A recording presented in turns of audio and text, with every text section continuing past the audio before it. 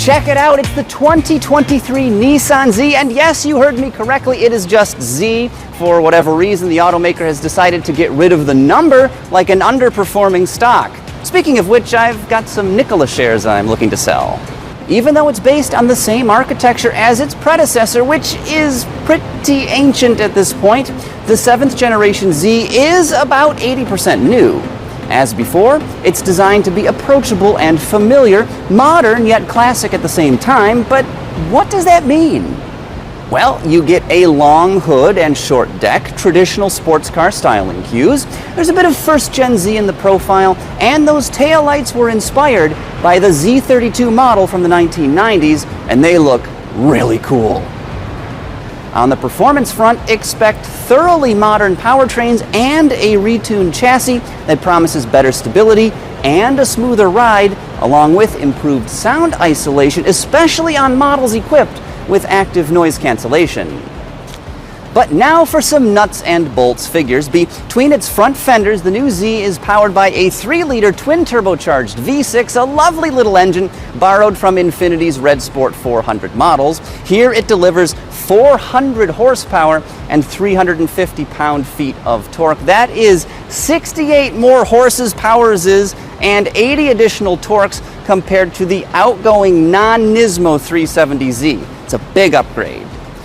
Aft of the engine's bell, housing a close ratio 6-speed manual transmission with an Exidy high-performance clutch is standard, but if driving with 3 pedals is simply too much work, first of all, shame on you. Second, a 9-speed automatic gearbox with launch control is available. Now, Nissan won't share an official 0 to 60 figure, but I've got to think this car will do the deed in 4 seconds or maybe even less. All right, so inside the new Z here, my first impression is they've done a pretty damn good job with this interior. Some high quality materials, the vents feel great, and then I love this blue colored upholstery that they've used on the doors, seats, and dashboard. That may be a little bit gaudy for some of you out there, but in this instance with the blue paint job on this car, I think it looks great.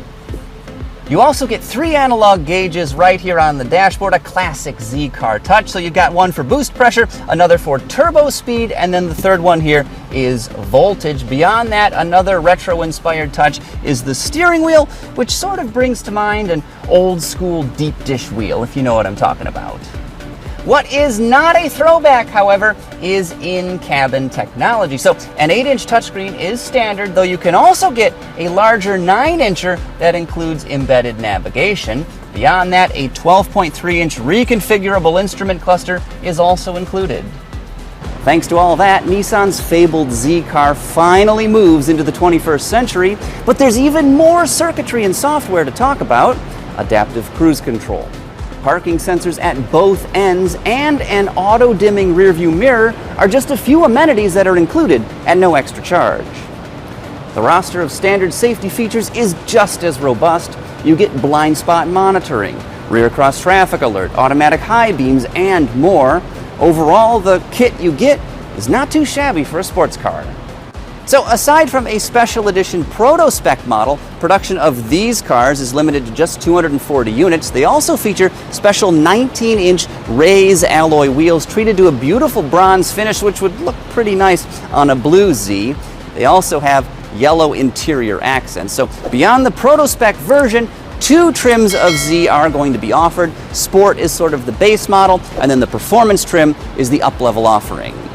Of course, there's no official pricing or fuel economy information to share right now, but you can look for this exciting fun machine at Nissan dealerships next spring. And if I had to guess on pricing, I'd say this thing is going to start probably right around $40,000.